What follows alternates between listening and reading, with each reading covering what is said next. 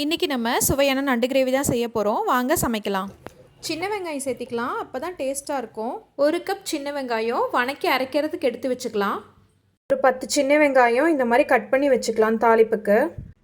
வடைச்சட்டி சூடானதும் எண்ணெய் ஊற்றிக்கலாம்.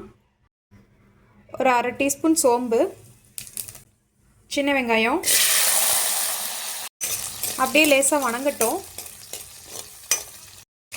வெங்காயம் லேசாக தோல் மாறின உடனே இந்த மாதிரி கட் பண்ணி வச்சு 2 தக்காளியை சேர்த்து நல்லா வணக்கி விட்டுறலாம்.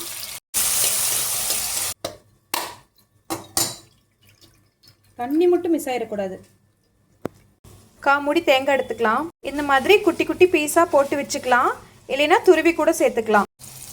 வெங்காயம் தக்காளி நல்லா வணங்கிருச்சு. இதில் அப்படியே கட் பண்ணி வச்ச தேங்காய் போட்டு நல்லா வணங்கின உடனே ஆற வச்சு ஒரு மிக்சி ஜாரில் போட்டு நல்லா அரைச்சி வச்சுக்கலாம். இது எனது மாமியார் தோட்டத்தில் திருடிய கருவேப்பிலை.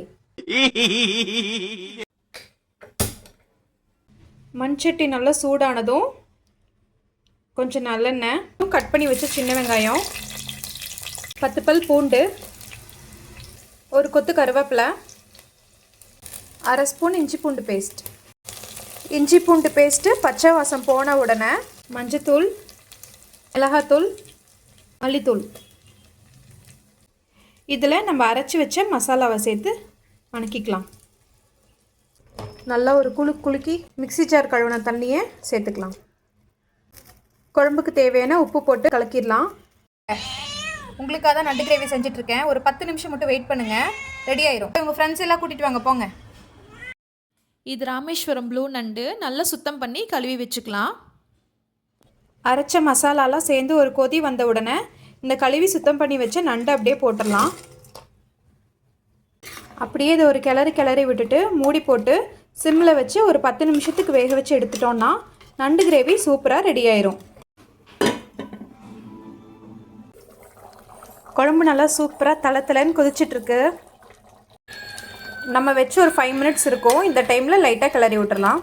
திருப்பி மூடி போட்டு இன்னொரு 5 மினிட்ஸ் வச்சிடலாம். நண்டெல்லாம் அப்படியே சூப்பராக கலர் மாறிடுச்சு. நண்டோட ஜூஸ் எல்லாம் கிரேவியோட நல்லா மிக்ஸ் ஆகி சூப்பராக ரெடி ஆயிடுச்சு. இப்போ அடுப்பை ஆஃப் பண்ணிடலாம். சூடாக சாப்பாடு போட்டு நண்டு போட்டு கொஞ்சம் கிரேவி போட்டு நல்லா பிசைஞ்சுக்கலாம்.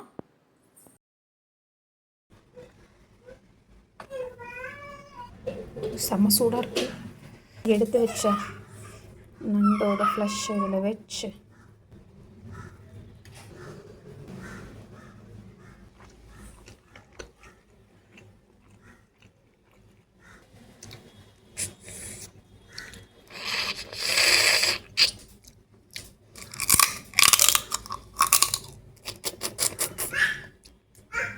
சூப்பராக இருக்குது.